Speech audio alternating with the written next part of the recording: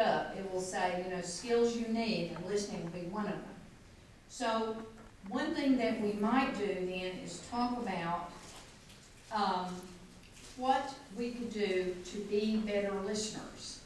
And one thing I would offer you is the concept and the tool of a listening check. And it seems so simple that, it may be one that has slipped through the cracks. A listening check is nothing more than a restatement of the speaker's message. And sometimes the way it's written in the material, it sounds a little cumbersome, but it doesn't have to be. It can simply be, so you feel that. And so the only word I, kind of threw in was so. That's sort of a connecting word. It doesn't have to be what I hear you appear to be saying it. It doesn't have to be that. It can just be a simple restatement of the speaker's message. Now look at some of the uses I've stuck up here for you. One is in crucial situations. Crucial can be getting directions that are very, very important. They could be related to productivity. They could be related to an emergency.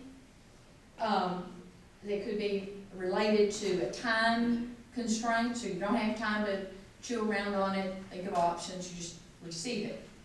Another one, somebody mentioned a few minutes ago when we were talking about distractions, someone mentioned relationship between the speaker and the listener. And so part of that relationship may be anger. Do any of you ever have to deal with angry people? Particularly students and or parents or spouses, whatever, faculty. So the skill of listening can so diffuse that anger. If you get nothing more from our time together today, if you will receive that and use it, I believe it will be worth your time. The skill of listening. If you are angry and you come at me with your anger, and I can be patient and listen to what you have to say, and when you run down, I can simply, with using a listening check, let you know that I have heard you. That means so much to you. Yesterday, I was trying to deal with a simple problem with, what's the cable company? Cox. Well, I couldn't get anybody to listen to me, Rather than listening to my problem, they wanted to simply give me another sales pitch. So it just went on for a while. So finally I said, if you all would just simply listen to my concern, I would really appreciate it. I finally got their attention. So it's important, and the speaker that's not being heard gets even more what? Angry, yeah. So if you can simply let the angry person know that you hear them with a sincere listening check, so you feel that your spouse is being mistreated in our college because you don't get adequate financial aid. Is that right? Just a restatement so they know they've been heard. Telephone conversations. We have a handout that I'm going to share with you about, and this, I'm sure you've seen it, but, how much of our communication is the words and how much of it is the nonverbal expression, over 50%, according to some experts. How much is the tone, how much is the timing, and all of that comes into what is communicated. So if you only have the telephone, it makes it even more challenging to communicate, and the use of a listening check can make a lot of difference. Particularly with cell phones, because you know what happens with cell phones? We can't both be talking at the same time, can we? The cell phone won't allow that. You notice that.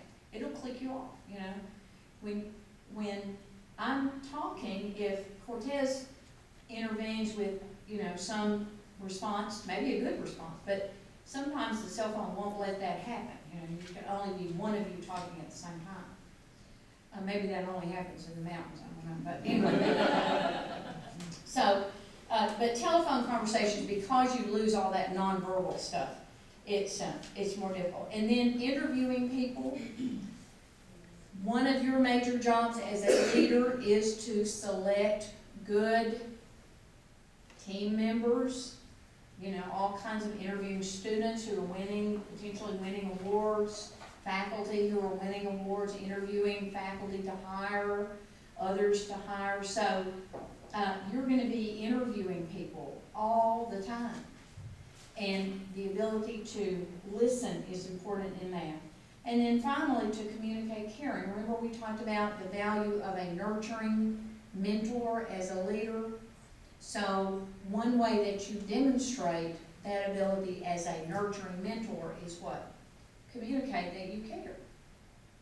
And one way to do that is simply listen to what other people have to say. So those are all reasons why you should use a listening check.